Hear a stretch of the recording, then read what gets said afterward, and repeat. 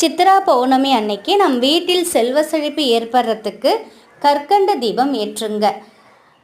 பௌர்ணமி தினத்தன்று மாலை நேரத்தில் நீங்கள் இந்த ஒரு தீபம் ஏற்றுவதனால உங்கள் வீட்டில் செல்வ செழிப்பு சந்தோஷமும் பெருக்கெடுக்கும், நிறைவான வாழ்க்கை கிடைக்கும். சந்திரனின் அருளால் எப்பொழுதுமே உங்கள் வீட்டில் சுப நிகழ்ச்சி மட்டுமே நடக்கும். அப்படி ஒரு அற்புதம் வாய்ந்த தீபம் தான் இந்த கற்கண்டு தீபம்.